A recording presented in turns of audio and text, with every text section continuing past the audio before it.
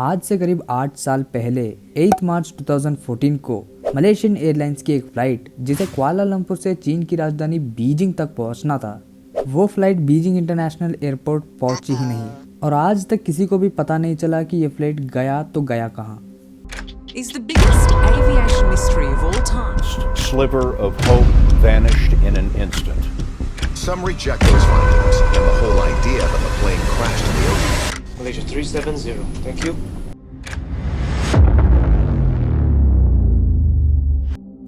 Flight MH370 जिसे Malaysian capital Kuala Lumpur से Beijing तक पहुंचना था, उसमें 2 पायलट्स, 10 क्रू मेंबर्स और 227 पैसेंजर्स मौजूद थे। और इस एयरशिप के कैप्टन जहरी अहमद शाह को 33 इयर्स का एक्सपीरियंस था। उनके को पायलट फरीक अब्दुल हमीद को 7 साल का फ्लाइट एक्सपीरियंस था। इस एयरशिप की बात करें तो ये 11 साल पुराना बोइंग 777 एयरशिप था जिसमें किसी भी तरीके का प्रॉब्लम नहीं था और ये फ्लाइट किसी भी हादसे का शिकार नहीं हुआ था। और ये चाइना और मलेशिया के बीच में ट्रैवल करने वाली एक नॉर्मल फ्लाइट थी, मगर आज का दिन इस फ्लाइट के लिए बिल्कुल भी नॉर्मल नहीं था। 8 मार्च 2014 के रात के 12:42 पर यह फ्लाइट कुआलालंपुर एयरपोर्ट से टेक ऑफ करती है। टेक ऑफ करते ही प्लेन ने अपनी डायरेक्शन को साउथ चाइना सी की तरफ मोड़ लिया और एग्जैक्टली 20 मिनट के बाद एयरशिप ने अपनी करंट लोकेशन को कुआलालंपुर एयर ट्रैफिक कंट्रोल को भेज दिया। अभी तक तो सब कुछ नॉर्मल था। इसके ठीक 10 मिनट के बाद flight MH370 Malaysian air jurisdiction से वियतनाम एयर जुरिस्डिक्शन में एंटर करने लगी। तब कुआलालंपुर एयर कंट्रोल टावर ने आखिरी बार पायलट जहरी से ये बोला, 370 maintaining level 350. Malaysian 370.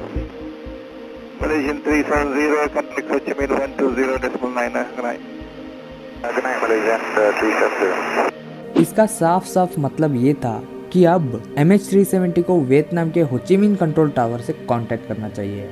अभी फ्लाइट को टेक ऑफ किए हुए 37 मिनट्स हो चुके थे और उस आखिरी कम्युनिकेशन के ठीक 3 मिनट के बाद फ्लाइट MH370 अचानक से कुआलालंपुर और होचिमिन दोनों के रडार से गायब हो गई। ये बात कुआलालंपुर के कंट्रोल टावर के लिए बिल्कुल नॉर्मल था, क्योंकि उनको लगा अब MH370 वियतनामी एयर स्पेस में एंटर कर चुकी है, इसीलिए उनके रडार से गायब हो गया। मगर होचिमिन कंट्रोल टावर ने जब MH370 को अपने रडार से गायब होते हुए देखा तो उनको लगा कुछ गड़बड़ है, इसलिए वो तुरंत MH370 के कैप्टन जहरी को कांटेक्ट करने की कोशिश करते हैं, मगर MH370 से कोई रिस्पॉन्स नहीं आता। तो होचिमिन कंट्रोल टावर ने कुआलालंपुर कंट्रोल टावर से कांटेक्ट करके अचानक MH370 का रडार से गायब होने के बारे में अपडेट किया। नॉर्मली इस सिचुएशन में 1 घंटे के अंदर अंदर रेस्क्यू सेंटर को इन्फॉर्म करना होता है, लेकिन कुआलालंपुर कंट्रोल सेंटर ने 4 घंटे के बाद रेस्क्यू सेंटर को इन्फॉर्म किया और तब तक बहुत देर हो चुकी थी। मगर एक उम्मीद ये थी कि शायद MH370 अपने वक्त पर बीजिंग लैंड कर जाए, बट वहाँ से भी कोई अच्छी खबर नहीं आई। कुछ मिनटों के बाद गल्फ ऑफ थाईलैंड और साउथ चाइना सी के बॉर्डर पर एक सर्च ऑपरेशन को शुरू किया गया, लेकिन वहाँ से भी कुछ खास हासिल नहीं हुआ। अगर प्लेन पानी में क्रैश किया होगा तो कोई ना कोई चीज़ तो पानी में फ्लोट कर रही होती। इसी उम्मीद में अगले 4 दिनों तक ये सर्च ऑपरेशन चलता रहा।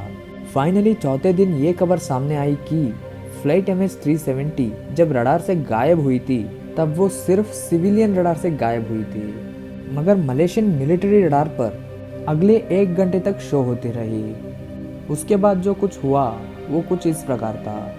MH370 सिविलियन रडार से जब गायब होती है तब वो अपने डायरेक्शन को वापस से चेंज करके ठीक 31 मिनट्स के बाद मलेशिया के पीनैक शहर को क्रॉस करके मलाका स्ट्रेट को एंटर करती है और मिलिट्री रडार के मुताबिक ये इस फ्लाइट की आखिरी लोकेशन थी।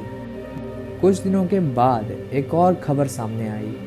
जब ये प्लेन मिलिट्री रडार से गायब हुई तब ये फ्लाइट अपनी नज़दीकी यानी 35,000 किलोमीटर दूर इनस्मार्ट नाम के एक सैटेलाइट से लगातार कांटेक्ट में थी और उस सैटेलाइट में सेव हुए डेटा की मदद से ये मालूम पड़ता है कि फ्लाइट MH370 मिलिट्री रडार से गायब होने के बाद एक और टर्न लेती है और अगले 5 घंटों तक वो उसी डायरेक्शन में फ्लाई करती रहती है।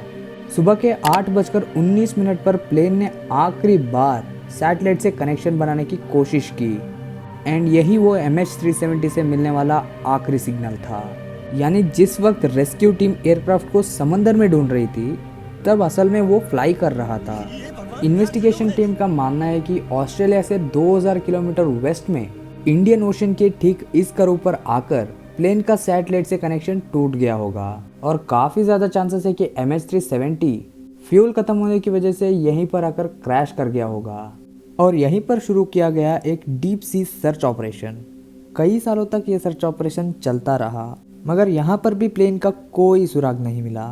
फाइनली 3 सालों के बाद इस सर्च ऑपरेशन को bye bye tata good bye बोल दिया गया।